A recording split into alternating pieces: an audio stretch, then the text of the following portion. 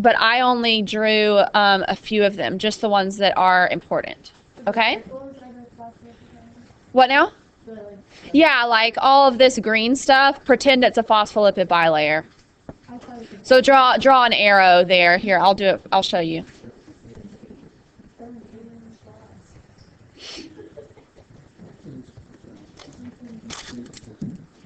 Okay, so this right here, guys, this green all the way around the edge, that's actually a phospholipid bilayer. You can if you want to. I forgot to give you markers, actually.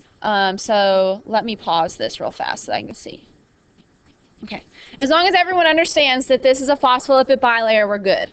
Okay, so this is a phospholipid bilayer, and these are membrane proteins. They're all different types of proteins. So we learned about all different types, right?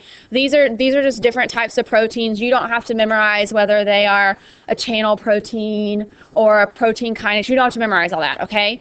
You know that those different types of proteins exist, but unless I tell you specifically, don't worry about what type of protein it is. You just know that these are proteins that are embedded in the thylakoid membrane, okay? And there are proteins embedded all around the perimeter here. I just only drew these because it simplifies our picture a little bit, okay? And I labeled them. If you've already started on your reading in your book, then this picture should look very elementary compared to the picture in your book, but it should look about this, like you can tell it's the same thing. And I'll indicate which picture I'm talking about in on RenWeb, or sorry, on Moodle. What now? Yeah, you're going to need to know those things. So this protein is called photosystem 2. It's called a photosystem because light is used to cause a reaction in this protein. Okay, so that one's, I believe, already labeled on the drawing that I gave you, but if you're doing your own new drawing, then you're going to want to label that. Okay, this next one is not labeled on your drawing. Okay, so you're going to have to add this. This one is called cytochrome B6F. I know, complicated, right? Whoever discovered that one decided they wanted to make it complicated. But cytochromes are a very particular type of protein we haven't learned about yet. So cytochrome B6F, that's what this one is called.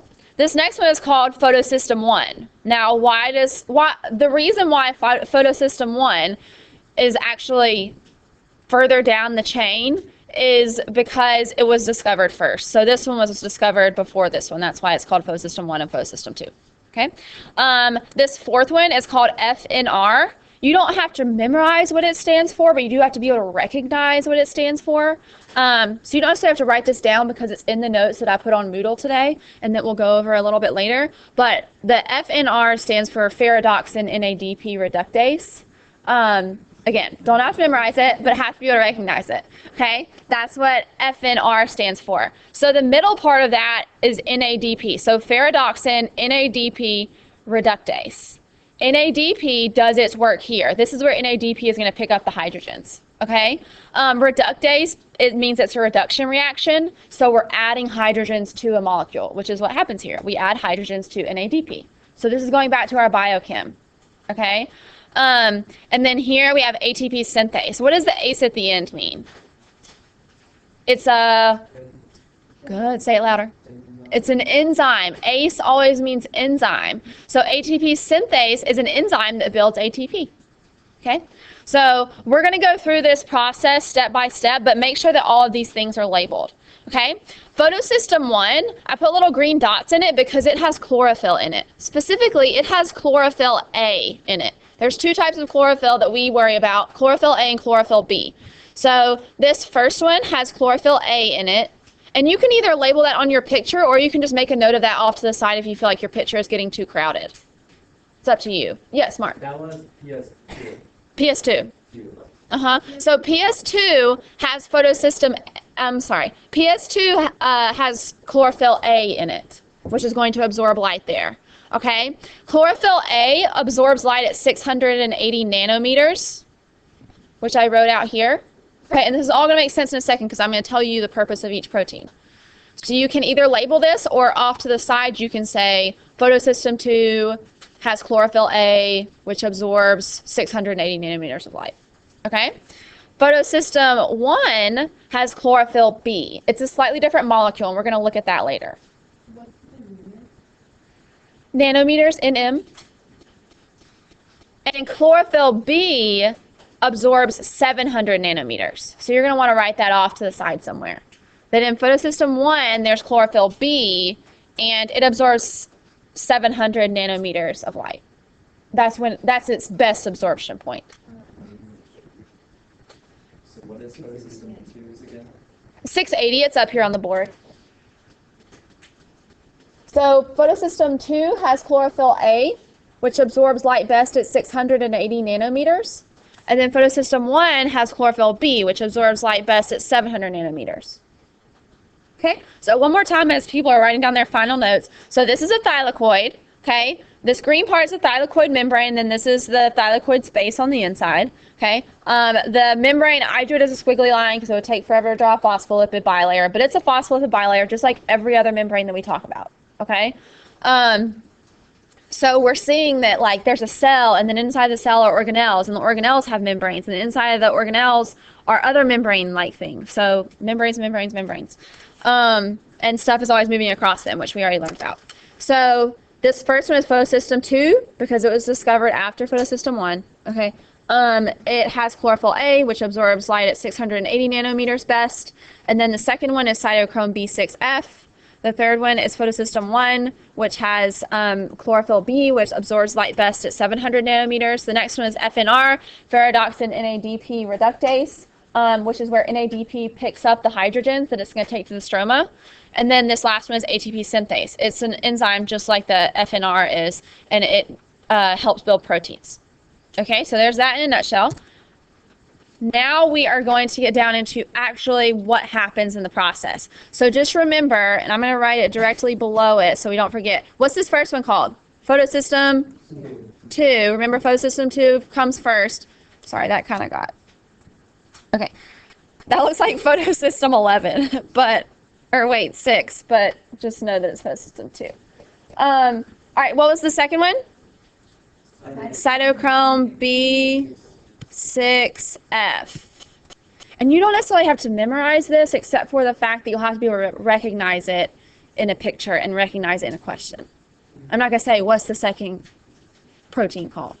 What's the third protein here? Photosystem 1. And then the next one is, good, FNR.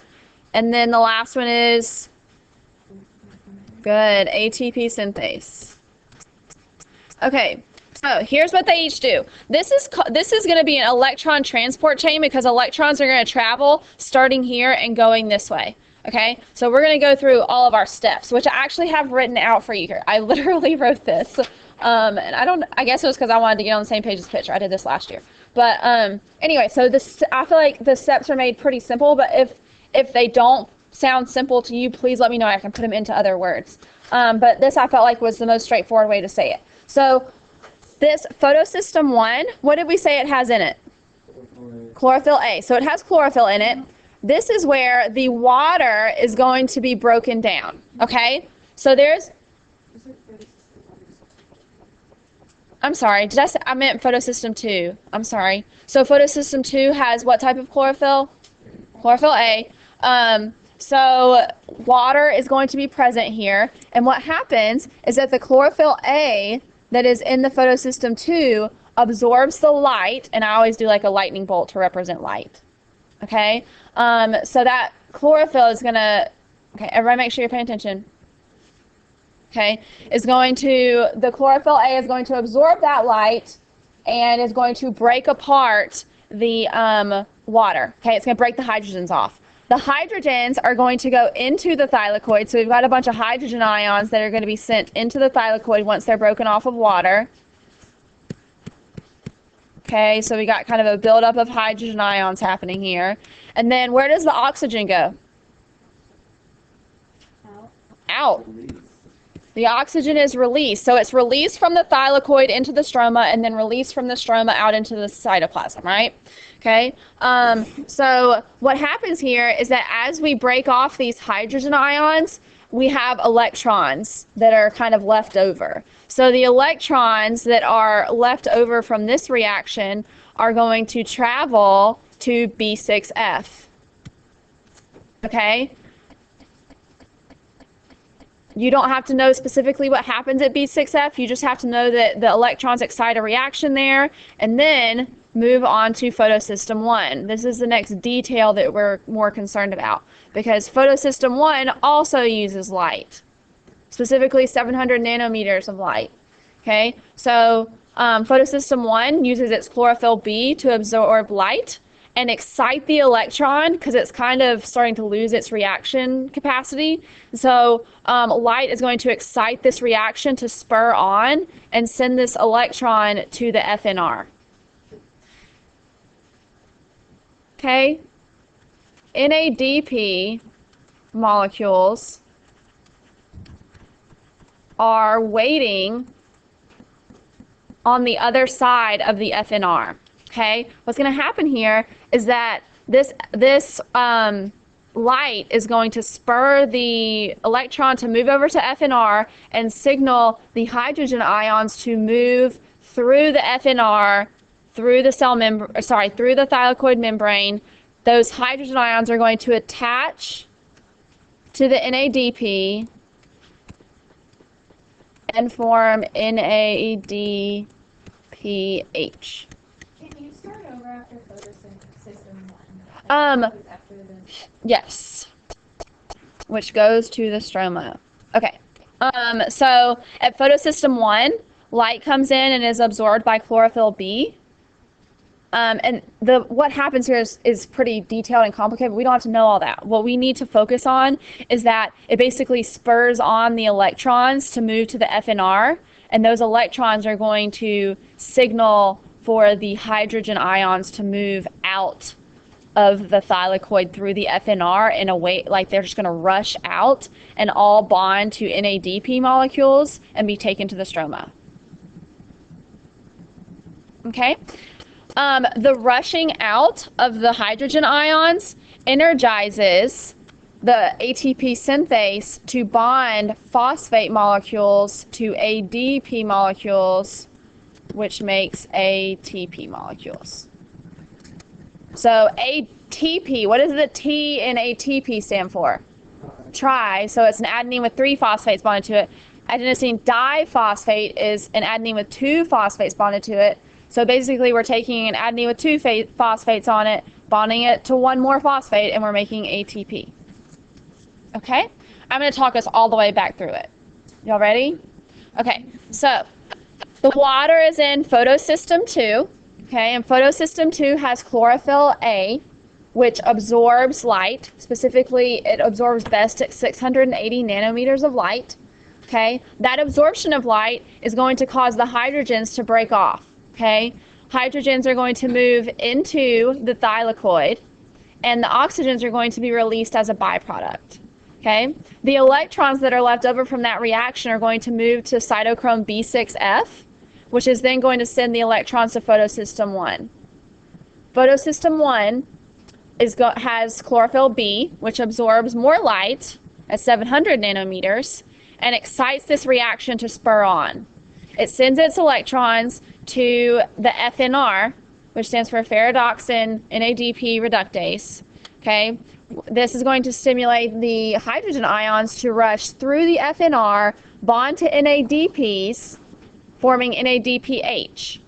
Okay, those NADPH molecules are going to hang out in the stroma until the hydrogen ions are needed to do the light-independent reaction. Okay, and then this rushing of hydrogen ions out of the thylakoid causes phosphates to bond to ADP here at the ATP synthase. So we're making ATP here. That is the light-dependent reaction.